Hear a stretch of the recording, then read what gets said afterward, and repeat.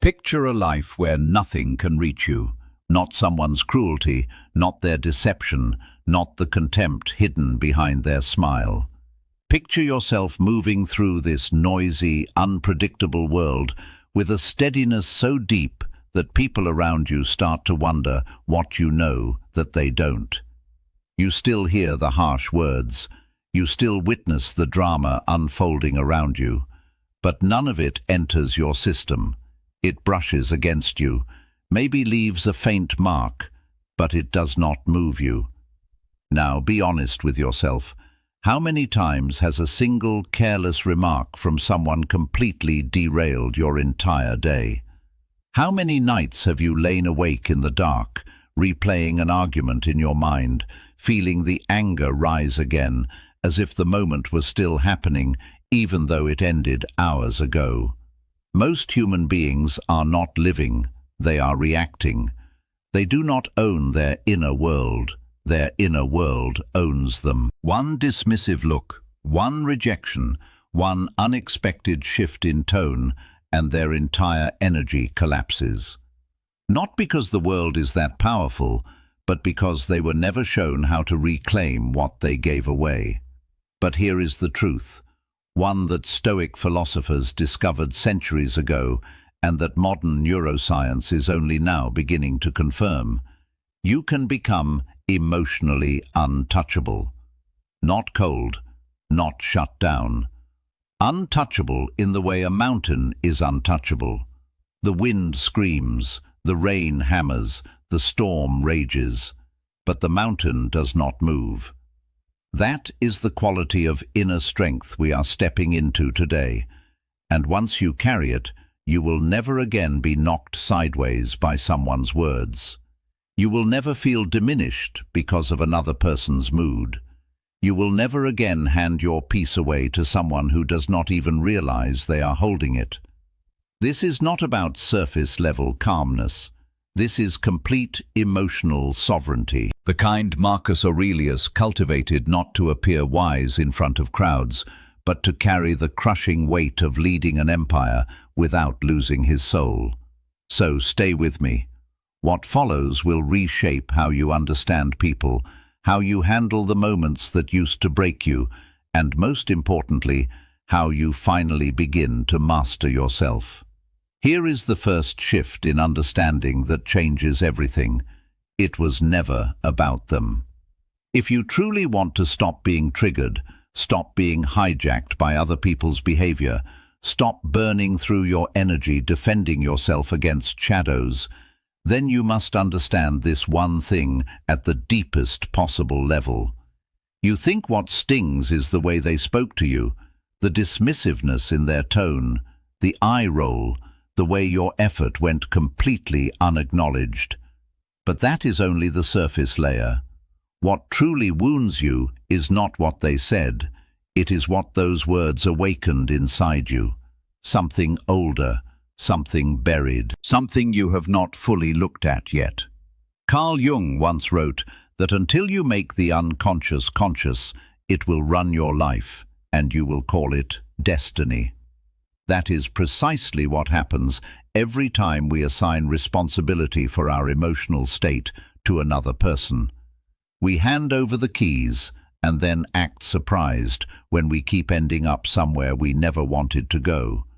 Nobody can generate a feeling inside you without your participation. Anger, frustration, resentment. None of these emotions are produced by external events. They are produced by your response to those events, and that response has been shaped by every unresolved wound you have been quietly carrying around for years. Consider this. Two people can receive the exact same insult. One of them shrugs and moves on. The other one stews in it for 3 days. The insult itself did not change. What changed is what the insult met inside each of them. We are never truly reacting to what happened. We are reacting to what it touched, an old bruise, an unfulfilled expectation, a belief we never thought to question. When someone ignores you and you feel invisible, that pain did not begin in that moment. That moment is a repetition. It is a mirror. It may be reflecting every time you were overlooked as a child, every time you spoke and nobody turned their head.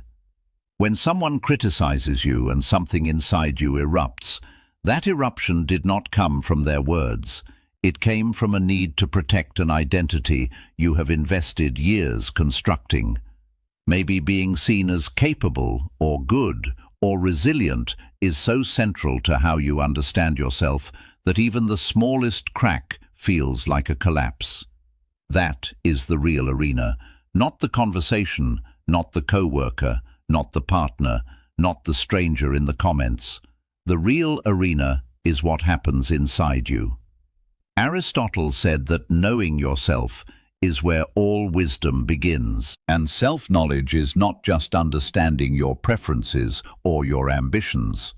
It is understanding where you still bleed, where you still reach for outside approval, where you still believe, somewhere beneath the surface, that your peace depends on being treated in a particular way. Here is where the real shift happens. You are not your reaction. You are not your anger or your pain. You are the awareness that is watching those things rise and fall. The more you anchor yourself to that awareness, the less you need the external world to behave perfectly in order for you to feel stable. That does not mean you tolerate disrespect. It means your peace no longer depends on whether disrespect is present or absent. That is a completely different level of freedom, because most people are not living, they are surviving on emotional autopilot. One message disrupts their entire morning. One comment sends them spiraling into self-doubt. One glance from someone they barely know rewrites how they feel about themselves. That is not living, and you can step off that treadmill. It starts the moment you stop casting the other person as the villain in your story. The moment you replace "they made me feel this way" with "something inside me responded to that," everything shifts. You take back your agency. You begin asking better questions. Not, "Why are they like this?" but, "Why does this bother me so much?" Not, "Why are they being disrespectful?" but, "What am I still holding that makes me so reactive to this?" That question, "What am I still holding?" is where most of your real answers live. Plato once said that the first and greatest victory is to conquer the self. And conquering yourself is not about suppressing what you feel, it is about understanding where it originates. It is about noticing when your pride wants to fight, when your ego needs to be right, and choosing, consciously, deliberately, not to be led by that. That is not passivity, that is power. The power to choose your next move. The people who push your buttons the hardest are often your greatest teachers.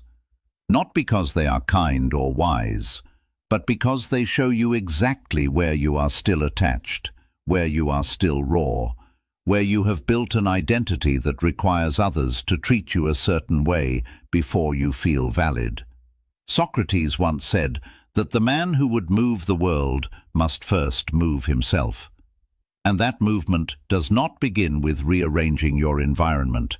It begins with watching yourself more honestly, becoming aware of the stories you generate when things do not go as expected. When you truly accept that people act according to who they are, not according to who you are, you stop tying your emotional state to their behavior. You become something rare, someone whose peace is not reactive, someone rooted. You stop being so easily offended. You stop chasing apologies. You stop requiring everyone to understand you, or agree with you, or approve of you. You know who you are, and that knowing becomes your anchor. Epictetus taught that we should direct our attention only toward what is within our control, our own thoughts, our own actions, our own interpretations. Everything outside that, what people say, what they do, how they treat us, is external. If you anchor your stability to what is external, you will never be steady. But if you learn to root it in what is internal, nothing will be able to shake you. That is the invitation, to move through life not because life is gentle, but because you are grounded.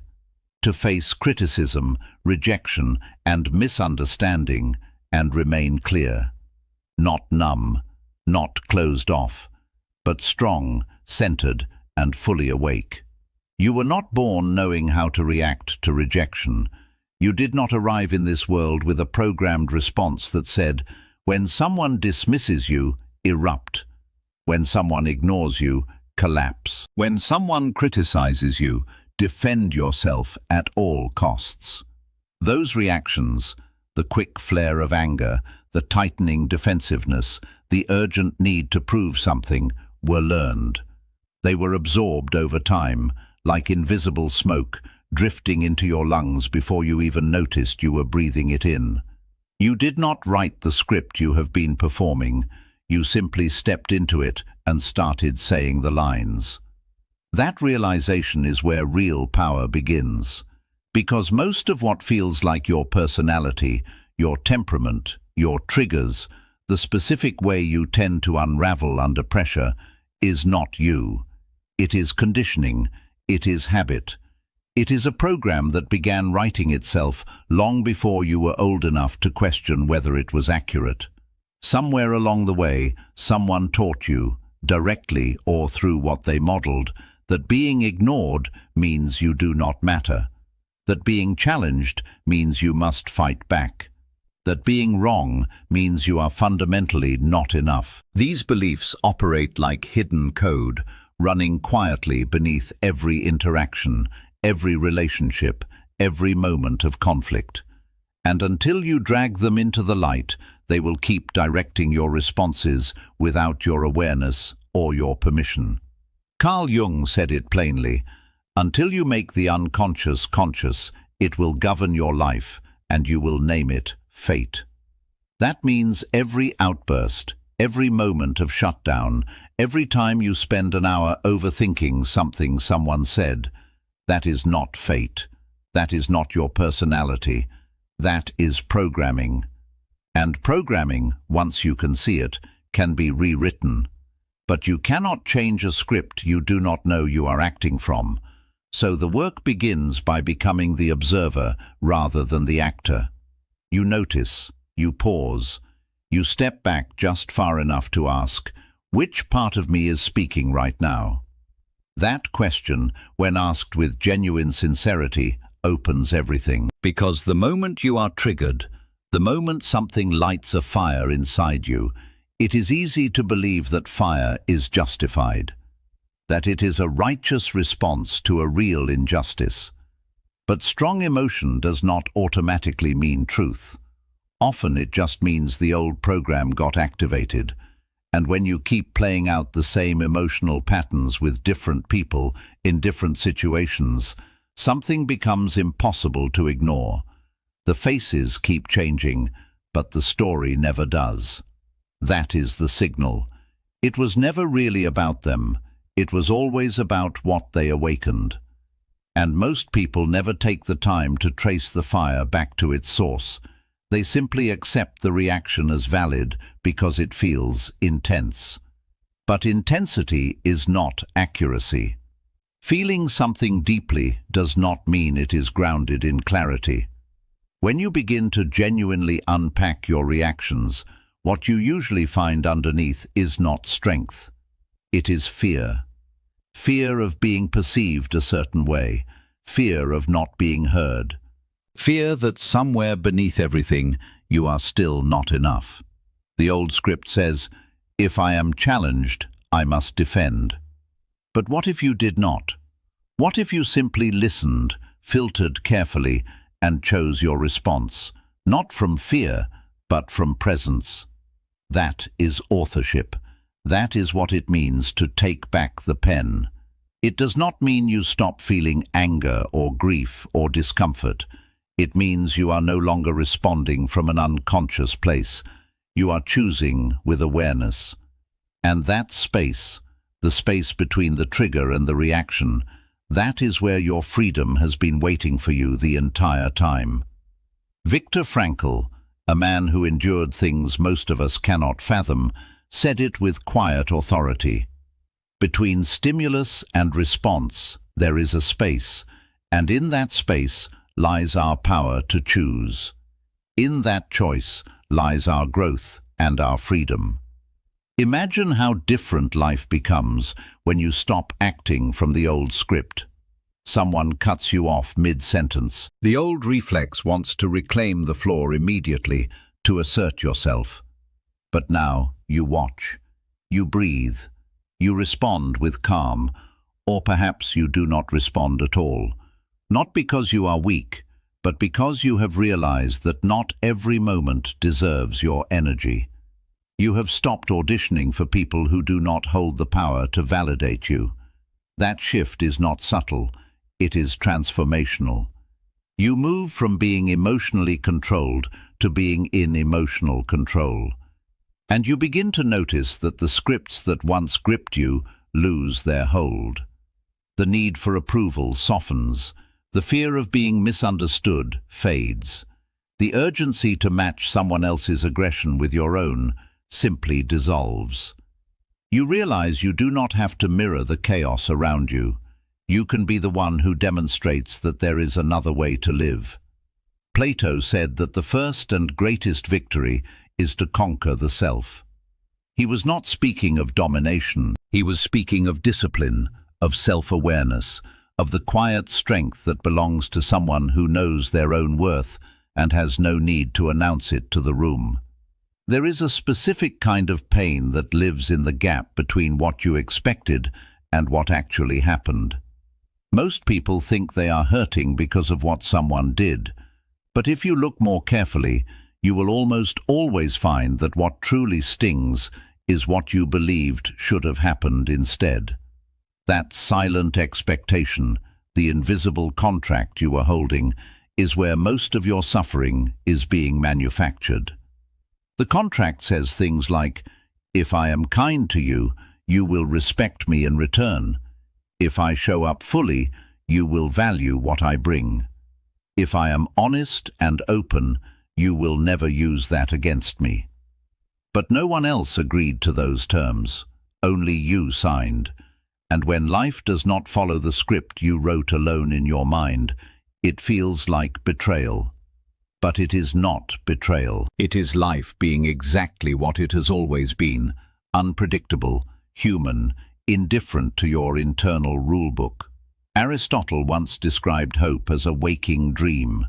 Unexamined expectations are something darker than that. They are sleeping traps. You walk straight into them, convinced the world operates according to agreements it never made with you. And when those expectations collapse, it does not just hurt. It shatters a version of reality you had mistaken for solid ground. We rarely recognize it while it is happening, but most of our emotional suffering is something we author ourselves. Not consciously, not with cruelty, but through the quiet, constant process of writing inner contracts with the people around us, our friends, our partners, our families, even strangers we interact with briefly. We move through the world believing that if we give enough, enough will come back. But life does not function like a vending machine. You cannot insert kindness and reliably receive appreciation. You cannot offer your best and automatically receive fairness in return. People are not bound by rules they never knew existed, and that is where the pain originates. Not from what happened, but from what you were certain should have happened instead. When someone forgets to acknowledge your effort, it cuts not because the act itself is devastating, but because of what you believed you were owed in return. When you open yourself to someone and they pull away, the burn comes not from the openness itself, but from the assumption that they would hold you carefully. Carl Jung wrote that the most terrifying thing is to accept oneself completely. But the most liberating thing might be accepting others as they actually are, not as you hoped they would be, not as the version you constructed in your expectations, but as they genuinely show up. When you release the demand that people behave like the characters you cast them as in your internal story, you finally allow reality to breathe. And with that breath, something like peace becomes possible. This is not about abandoning your standards. It is not about tolerating harm or pretending things are acceptable when they are not. It is about understanding the difference between a value and an expectation. A value is how you have chosen to live. An expectation is how you have decided others should behave. One gives you power over your own life. The other drains it steadily, quietly, until you cannot identify where the weight is coming from. When you remove the hidden strings from your actions, when you give because it is who you are, rather than because you are engineering an outcome, something shifts at a fundamental level. You stop doing things from leverage and start doing them from genuine love. Think of how many times you have been disappointed by someone who did not even know they were on a stage, reading lines from a script you wrote inside your own head. You believed they should have known better. They should have said something. They should have shown up differently. But perhaps they were not trying to wound you.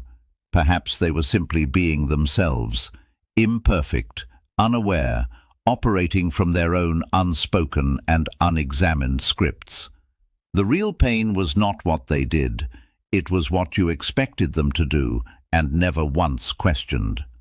Socrates reminded us that the only genuine wisdom is in knowing that you know nothing. That includes knowing how someone should respond to you, or what they should feel, or how they should interpret your intentions. We barely understand ourselves with any real depth, expecting others to meet us precisely where we think they should, at exactly the emotional frequency we hoped for. That is a reliable formula for suffering. What if you began giving without needing anything in return? What if you loved people for who they genuinely are, rather than who you are hoping they will become? What if kindness became your baseline rather than your bargaining chip? That is not weakness. That is emotional freedom in its most complete form. The moment you release the invisible contracts, those silent agreements where you believed your effort guaranteed you something, you begin to see people and situations with remarkable clarity. You respond from values rather than resentments. You stop punishing people for failing to fulfill roles they never auditioned for. Most of the pain you carry is not from what the world has done to you. It is from who you believe you have to be inside it. The identity you have been carefully constructing and protecting, the image of yourself as someone competent, good, resilient, worthy of respect, is often the precise source of your suffering. It operates like a contract your ego wrote without your conscious consent, full of invisible terms you follow every single day. It says things like, if I am intelligent, I cannot be wrong. If I am caring, people must treat me gently. If I have earned success, everyone should acknowledge it. These rules feel invisible until someone bumps against them, and then something inside you tightens, not just with discomfort, with fear. Fear that this structure you have spent years building is being questioned. Fear that if it cracks, you will not know what is underneath. Plato said the first and greatest victory is to conquer the self. But how do you conquer something you do not fully understand? Most people do not realize that what they are so fiercely defending is not who they truly are. It is a mask, a performance, a structure assembled from experience, repetition, and the deep human need to survive emotionally. It is not something evil or shameful, but it is fragile. And that fragility is the problem. You suffer every time the world does not reflect your inner script back to you accurately. If someone calls you lazy, and you have invested heavily in seeing yourself as hard-working, the sting is not in their words, it is in the collision. If someone ignores you, and being valued is central to your identity, the wound is not in their silence, it is in what that silence implies about your worth. Your identity resists everything that contradicts its narrative, and when it resists, it generates conflict, first within you, then projected outward onto everyone around you. Carl Jung said we cannot change anything until we accept it. That includes the self. But acceptance is not passivity. It means recognizing which parts of you were assembled from fear and outside pressure rather than from genuine truth, and being willing to question them. Because when you ask, "Who am I really?" most people respond with roles and labels. I am a good person. I am a leader. I am someone who does not tolerate disrespect. But these identities are often built defensively, not to express who we are, but to barricade against who we are afraid of being. So we grip them tightly, and the tighter the grip, the more brittle the structure becomes. What if your sense of yourself did not need defending? What if you did not need to be seen as correct at all times, or strong at all times, or perfectly composed at all times? What if you could simply exist without explanation, without constant justification, without the exhausting mental performance of proving who you are? Socrates reminded us that the unexamined life is not worth living. And when you genuinely examine your emotional patterns, what you almost always discover is that pain follows protection. The more aggressively you defend an identity, the more vulnerable you become to anything that threatens it. That is not confidence, that is captivity. Real freedom is knowing who you are at your core, beneath the job title, beyond the compliments, past the reputation. It is feeling secure in your character, even when someone questions your behavior. It is being grounded in your values, even when someone deliberately misreads your actions. It is the quiet, unshakable knowing that you do not have to be seen as flawless in order to be whole. Aristotle believed that knowing yourself is the beginning of all wisdom. But genuine self-knowledge means more than awareness of your preferences or your goals. It means being willing to dismantle the version of yourself you have built, if that version is keeping you in chains. It means asking honestly, is this identity helping me grow, or is it simply keeping me safe? Safe from judgment, safe from rejection, safe from ever having to sit with the discomfort of admitting that you are still learning.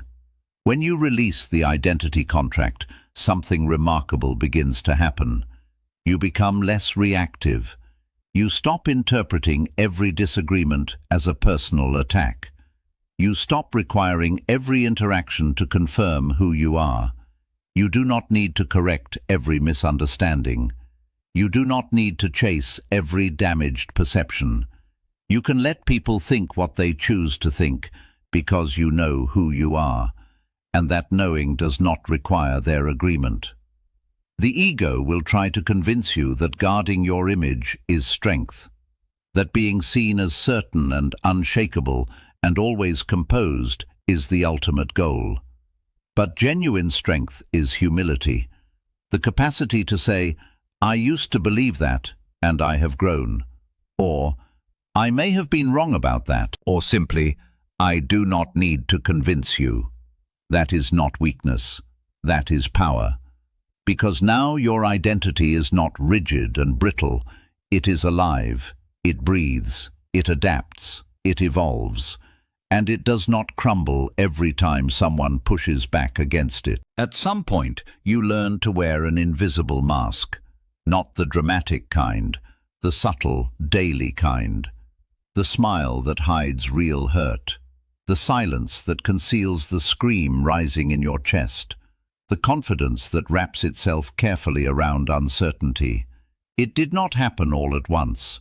Maybe you began softening your truth in a relationship because the alternative felt too dangerous. Maybe you learned to minimize your pain to avoid being labeled as too much. Or maybe you overachieved and overexplained and overperformed because some part of you was still trying to earn the feeling of being enough. The mask was not born from weakness, it was born from survival, from the accumulated moments when being seen fully felt riskier than performing acceptably. It helped you navigate a world that does not always reward authenticity. But something shifted over time. The mask stopped being a tool you chose and became an identity you inhabited. You forgot where it ended and where you began. And now you are exhausted. Not because you are weak, but because living in misalignment with yourself is one of the heaviest loads a human being can carry. Every interaction becomes a calculation. Every conversation becomes a performance with an audience you are desperately trying to satisfy. Every room you walk into feels like a stage where you must measure your words, moderate your opinions, and play the version of yourself that will be most accepted. Carl Jung said the privilege of a lifetime is to become who you truly are. But before you can step into that, you have to be willing to release who you have been pretending to be. The version constructed to impress, to protect, to keep the peace. That version may have earned approval, but it never brought genuine peace. It may have kept you liked by people around you, but it never allowed you to feel truly loved. Not really. Because somewhere beneath everything, you always knew they were not loving you. They were loving the performance. And that awareness is where the suffering lives.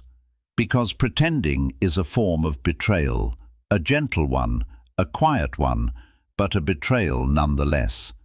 Every time you silence your actual truth to secure acceptance, something inside you pays a price. Every time you laugh at something that wounds you, downplay something that matters deeply, or act unmoved when you are quietly falling apart, the gap between who you are and who you present grows wider and harder to bridge. Socrates said that to know thyself is the beginning of wisdom.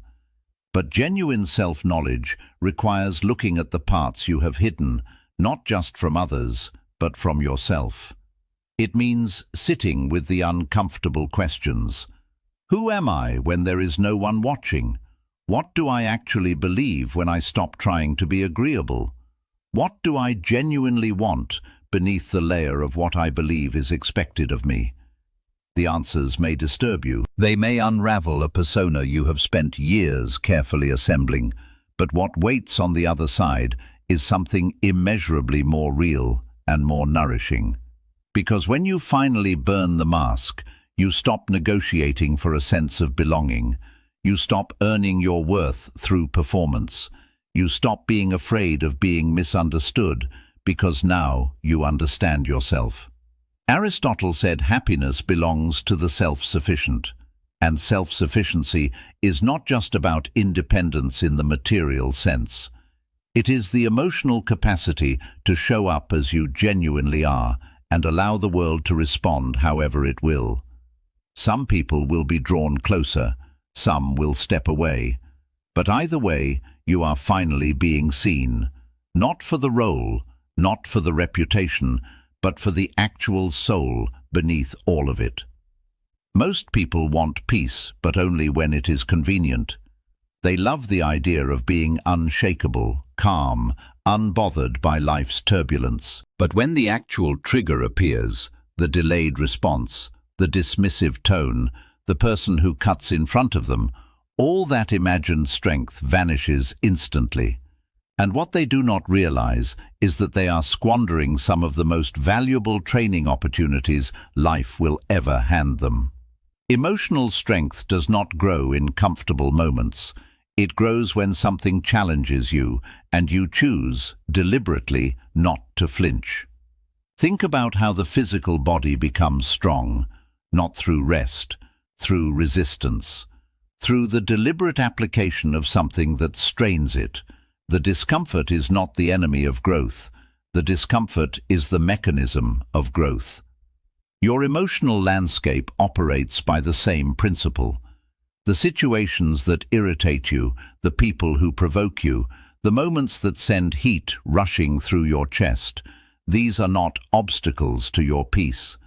They are the training equipment your peace is built with. Every time someone irritates you and you choose not to react from that irritation, every time you feel the surge of anger or jealousy or wounded pride and you breathe through it rather than feeding it, you are rewiring something deep in your nervous system. You are building new emotional reflexes. You are creating the kind of space between stimulus and response that eventually becomes second nature. Carl Jung observed that everything that irritates us about others can lead to a deeper understanding of ourselves, but it can lead to something even more practical than that, to mastery, if you treat it as the training it actually is. The Stoics practiced something they called premeditatio malorum, the premeditation of adversity. They would wake in the morning and think deliberately about what might go wrong that day, not to generate fear or dread, but to rehearse their response before the moment arrived. Because what you do not mentally prepare for tends to own you when it shows up uninvited. Aristotle said that we become what we repeatedly do. So if you want to be calm under pressure, you must practice calm when things are pressurized.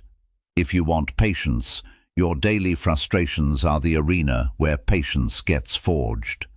There is no magical transformation waiting for you. There is only the choice you make now, and now, and now again. Imagine starting each morning with just a few quiet minutes of mental preparation. You close your eyes and simply acknowledge what is possible. Today, someone may dismiss me. Today, a plan may fall apart. Today, I may feel the old patterns pulling. And then, without panic, without resistance, you walk through those possibilities in your mind. You see yourself grounded. You see yourself choosing awareness over automatic response. You see yourself as someone who has already decided, in advance, who they will be when the difficulty arrives. What you are doing in those moments is constructing the emotional infrastructure that most people never bother to build. And the results are not subtle. Over time, you stop being rattled by what used to destroy your afternoon. You stop seeing every inconvenience as a personal attack. You start moving through difficulty the way a skilled navigator moves through rough water, not by pretending the waves are not there, but by understanding them well enough to hold your course. Pain rarely comes from what people actually do. The deeper wound almost always comes from the gap between what happened and what you were absolutely certain was supposed to happen. You were prepared for loyalty. You were not prepared for the shift. You were ready for acknowledgement. You were not prepared for silence. And it is that gap between what you expected and what arrived that generates the specific quality of suffering that seems disproportionate to the event itself. The event alone you could handle. It is the disruption of what you believed was guaranteed that breaks something. We do not collapse most readily under injury. We collapse most readily under shock. Aristotle once observed that the wise person does not pursue comfort above all else, but works to avoid being unprepared for what life genuinely brings. And life has never promised consistency. It has never agreed to be fair. The moment you begin operating as though it owes you a stable, predictable, gentle experience, you have set yourself up for a very particular kind of ongoing suffering. The suffering that comes every single time reality declines to match your internal script. You may not realize it, but you carry expectations like invisible towers of glass. You construct them around people and circumstances, and you become so accustomed to their presence that you forget they are made of something that cannot withstand impact. And life will always create impact. That is what life does. When it does, and the towers fall, you call the result pain. But the pain was not created by the impact, it was created by the glass. The Stoics understood this with remarkable clarity. Their practice of premeditating adversity was not pessimism, it was a sophisticated form of emotional engineering. By imagining what could go wrong and mentally rehearsing their response, they stripped the element of surprise from situations that would otherwise overwhelm someone unprepared. And surprise, more than pain itself, is what tends to break us. You have felt this. The criticism that arrived without warning, the relationship that ended without signs you could read, the opportunity that disappeared the moment you thought it was secured. The pain in those moments was real, but the story your mind layered on top of it, the story that said this was not supposed to happen, that the rules had been violated, that some fundamental agreement had been broken, that story was the multiplier. Carl Jung said that what we resist persists. And we resist accepting the fundamental unpredictability of other people, of outcomes, of tomorrow. We resist it so thoroughly that when it appears, we interpret it not as the nature of life, but as a betrayal by life. What would shift if you stopped constructing your world around the assumption of smoothness? What would open up if you built your internal life with enough flexibility to absorb impact without shattering? Not by living in dread, but by keeping your eyes genuinely open. By accepting that people will sometimes fail you, that plans will sometimes dissolve, that tomorrow is genuinely not promised. The pain that comes after shock is something you can work with. The pain that comes layered under confusion, disbelief, and the sense that something fundamentally unfair has occurred, that pain is far harder to move through. So build a mind that is ready, not braced for disaster, but genuinely prepared for reality. And in that readiness, the peace you have been searching for will finally have somewhere stable to grow. Almost every time you break it down completely, anger is not really about the principle. It is about the ego. It is about the voice inside that rises up and says, "How dare they?" The voice that takes things personally, that equates being questioned with being attacked, that confuses being challenged with being disrespected. The truth is that anger, especially the kind that takes you over completely, the kind that lives in you for hours after the moment has passed, is almost never a noble defender of justice. It is almost always pride wearing a costume. We love to believe our anger is righteous. We say things like, "I am simply not willing to accept being treated that way," as if the anger were a principled response rather than an automatic one. But beneath those phrases, more often than not, is a fragile structure of identity trying to protect itself from being examined too closely. We confuse the preservation of ego with the defense of genuine integrity. They are not the same thing, and the difference between them is where your real work lives. Carl Jung said that everything that irritates us about others can lead us to a deeper understanding of ourselves. That irritation, that quick, involuntary rise of heat, is not a response to the external world. It is a signal from within. It tells you where you have attached your worth to something outside yourself. Someone's approval, someone's tone, the way someone looks at you or fails to look at you. And when that external thing shifts, when the approval is withheld, when the tone is not what you needed, when the look is dismissive, your ego panics. It feels the structure trembling and it flares. That flare is your reaction. Anger can feel clarifying, it can feel powerful, even addictive, because it gives you something solid to hold in moments when everything feels uncertain. It becomes a mask for the emotions you do not want to face directly: shame, insecurity, the quiet, persistent fear of not being seen fully. And so instead of asking why this is hurting me, you say they should not have done that. The attention moves outward. The real wound stays hidden. And unexamined anger is one of the most dangerous emotional forces a person can carry, because it convinces you it is honest. It tells you it is simply who you are, that you are just someone who does not take disrespect lying down. But anger left unexamined does not serve truth. It serves dominance. It does not seek peace. It seeks validation. Every time you feel that familiar heat rising, that tightening in your jaw, that urgent need to correct or retaliate or prove something, pause. Do not fight the emotion. Do not shame it.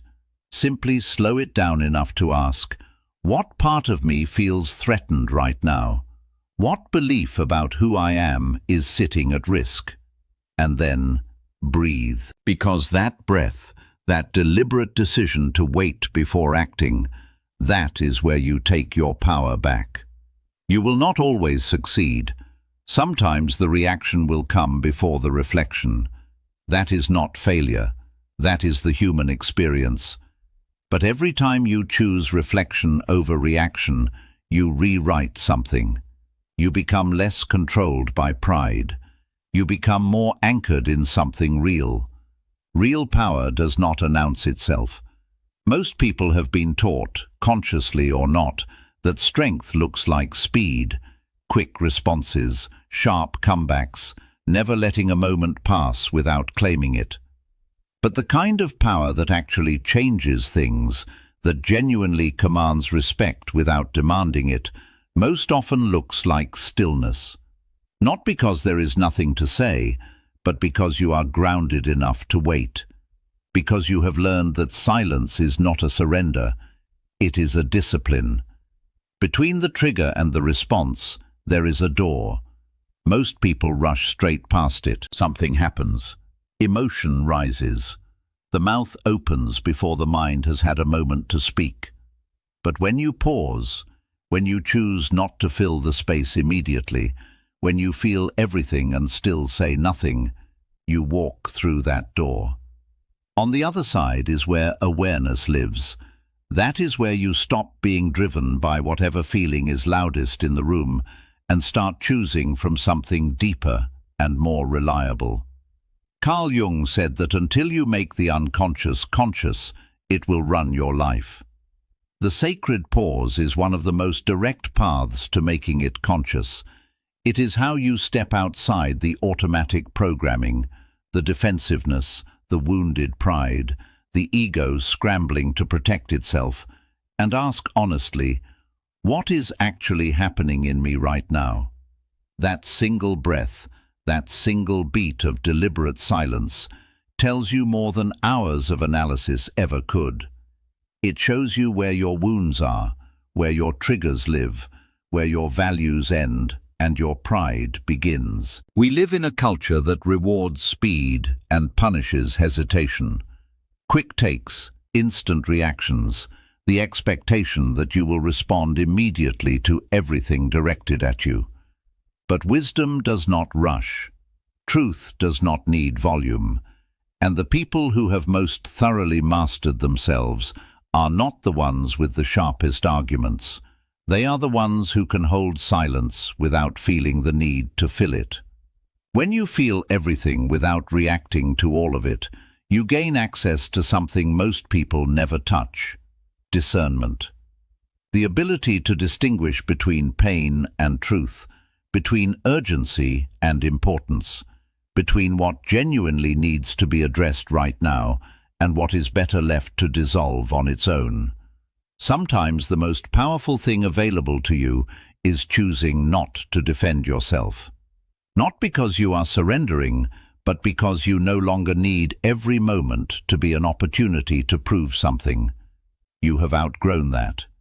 You would rather be at peace than be right. You would rather be aligned with your own values than be loud. This is how emotional sovereignty develops, not dramatically, not all at once, but through the accumulating practice of choosing awareness over reaction. And the beautiful part is that the pause grows stronger every time you choose it. Every moment you decide to wait, to breathe, to feel without immediately responding, you are strengthening something real. You are retraining your nervous system. You are becoming a steadier, more grounded version of yourself. Someone who can weather storms, not because the storms do not hurt, but because you are no longer swept away by every wave that passes through. It is easy to look outward and assign responsibility, to say, they triggered me, they disrespected me, they made me feel invisible. The mind does this with remarkable speed and efficiency. Someone pulls back emotionally, and instantly you have a narrative. This is about me. But what if the discomfort you feel in those moments has almost nothing to do with them? What if the mirror is not facing outward at all? What if what you are reacting to is something in yourself? Carl Jung said that everything that irritates us about others can lead us to an understanding of ourselves. That heat in your chest, that tightness behind your eyes, it is not a weapon aimed at you. It is a flare pointing you toward something unhealed. And if you are willing to look honestly, you will see that what you are often at war with is not another person. It is the story you have been telling yourself for years. The story that says you must be liked to be worthy, that being challenged means you have to fight to survive, that if someone does not choose you, something must be fundamentally wrong with you. These stories live deep, and they sit quietly until someone stumbles into them, usually by accident, usually without any awareness of what they have touched. When that happens, the pain is not new. The present moment is simply the occasion for an older wound to make itself known again. That is why identical situations can completely devastate one person and barely register for another. It is not the event, it is the filter, the accumulated history underneath. Think about being left out of a conversation. Part of you dismisses it easily, another part spirals. Why? Because being excluded might not just feel socially awkward, it might echo something older, a time when your absence genuinely went unnoticed, when your voice did not matter, when no one turned their head. The pain is not fresh. It has been waiting, and the present moment simply opened the door. But most people do not pause long enough to understand this.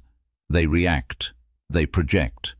They push the discomfort away instead of pulling it close enough to ask what it is actually telling them. The world becomes a minefield full of potential threats, when, in reality, the only thing being threatened is an idea, a story about who you must be and how others must treat you in order for that story to remain intact. Aristotle said that knowing yourself is where all wisdom begins. But genuine self-knowledge is not pleasant or comfortable. It requires the courage to stop blaming and start investigating. To look at a reaction and say, it is not only what they did, it is what it touched in me. That shift is difficult, but it is the doorway. Because once you take genuine responsibility for your reaction, not the responsibility of fault, but the responsibility of choice, you reclaim your own power. You stop being controlled by every glance and every careless word. You see the trigger, you feel the rise of something old and familiar, and now, instead of projecting it outward onto whoever happens to be in front of you, you trace it inward. And that tracing leads somewhere real. It may reveal a belief that no longer serves who you are now. It may reveal a part of yourself that has been chronically neglected. It may reveal a younger version of you that still believes certain things about your own worth, things that were never true but were absorbed before you were old enough to question them. And suddenly the moment that looked like rejection becomes an invitation to heal. Not just to defend, not just to survive. Most people do not feel their emotions. They become them.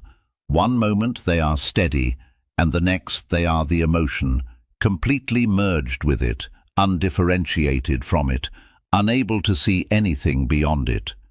One small comment, one unexpected silence, and suddenly they are not thinking with any clarity at all. They are gripped, flooded, overwhelmed. The feeling becomes the lens through which everything else is interpreted, and they forget, in those moments, the most important truth available to them. You are not the emotion, you are the one watching it. That distinction between being the feeling and observing the feeling is the line between chaos and clarity, between being dragged through your inner life and standing, however briefly, in the center of it. Carl Jung said that until you make the unconscious conscious, it will run your life. Emotions are part of that unconscious current. They rise without warning, surge through your system, and without the practice of awareness, they use you. Your voice, your posture, your decisions, all of it driven not by wisdom or intention, but by whatever raw feeling has temporarily taken over. But feelings are not permanent facts. They are visitors. They appear, they speak, they leave. And if you can practice even a single breath of pause, if you can create even a small amount of space between you and the feeling, you step back into your own role. You remember, I am not anger. I am not fear. I am not the ego desperate to prove itself. I am the awareness watching all of this. I am the one who can choose what comes next. Socrates said to know yourself, but how can you truly know yourself if you are constantly merged with whatever mood has arrived? Real self-knowledge begins with separation, with the practice of stepping back, not to disconnect, not to avoid what is happening, but to see it more clearly than you can from inside it. When anger rises, it feels urgent and absolute. It tells you that someone crossed a line and action is required immediately. But if you wait, if you do not speak and do not move and do not act, you begin to notice something. The anger is not you. It is a defense mechanism, a flare from a part of you that felt threatened, and when you do not obey its commands immediately, its power diminishes. You feel it, but it does not decide your next move. Fear operates the same way. It whispers everything that could go wrong. It tightens you. It fills your mind with worst-case architecture. But even fear, when genuinely observed rather than obeyed, weakens. The simple act of naming it, there is fear in me right now, separates you from it.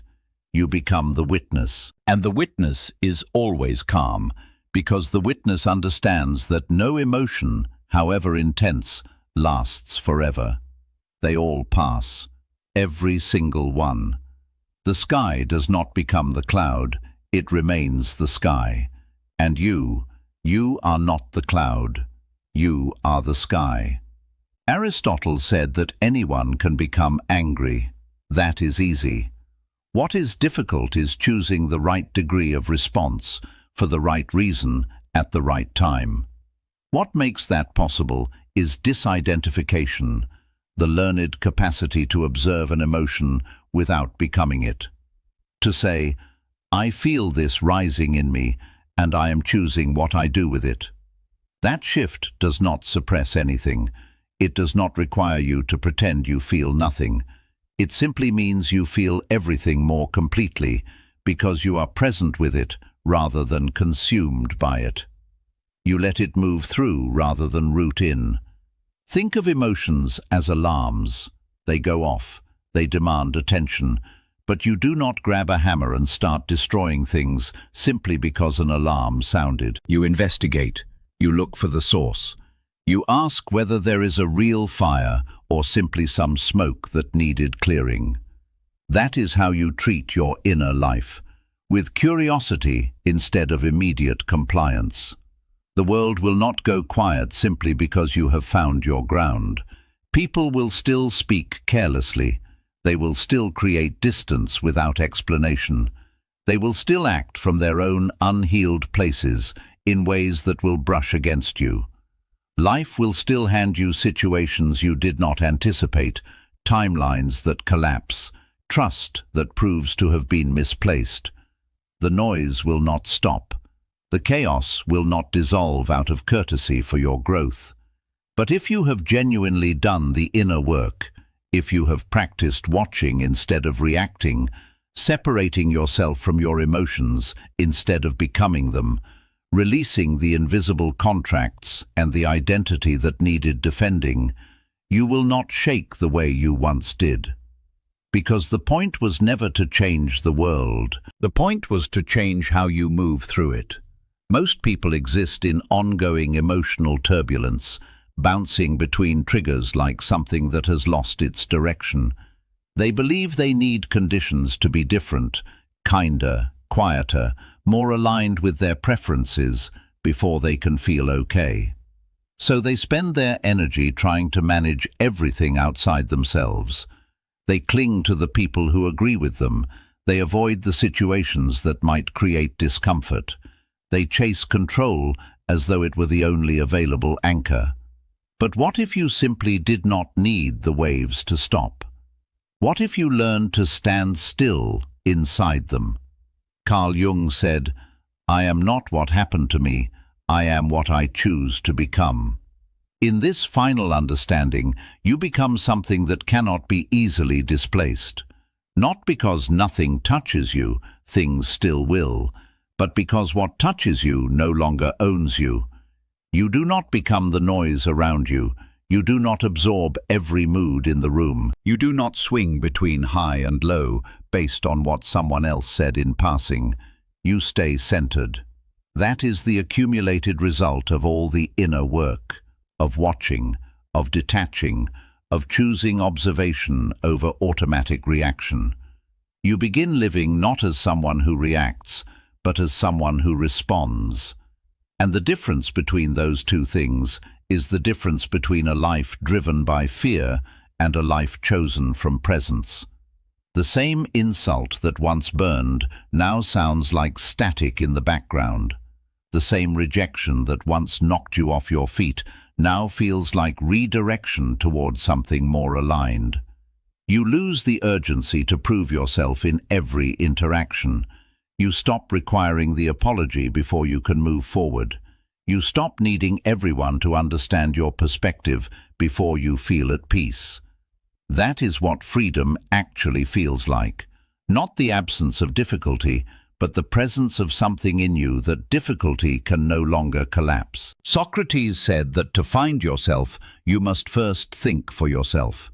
And thinking for yourself requires seeing yourself as separate from the waves of emotion, the noise of ego, the storms that other people are living inside and occasionally pulling you into. When you know who you are, really know it, at a level beneath what anyone else thinks of you, no one can convincingly tell you who you are not. Here is what no one tells you about this kind of mastery. You still feel everything. You are not numb. You are not performing detachment. You still notice the betrayal, the sarcasm, the disappointment. You still care. But you do not respond from the wound. You respond from the wisdom that was forged in it. That quiet confidence shows up in how you breathe when everyone else is shouting, in how you choose silence over the need to be proven right, in how you walk away, not from defeat, but because you have simply stopped trying to convince someone of your worth. Plato wrote that the measure of a person is what they do with power. And the greatest power is not dominance. It is restraint. It is discipline. It is the ability to remain aligned with yourself when everything around you is pulling at your edges. You do not chase closure anymore. You do not replay the same draining stories. You do not shrink yourself to fit rooms that were never built for who you actually are. You move forward with less noise and more clarity. The world still roars, but your soul stays quiet.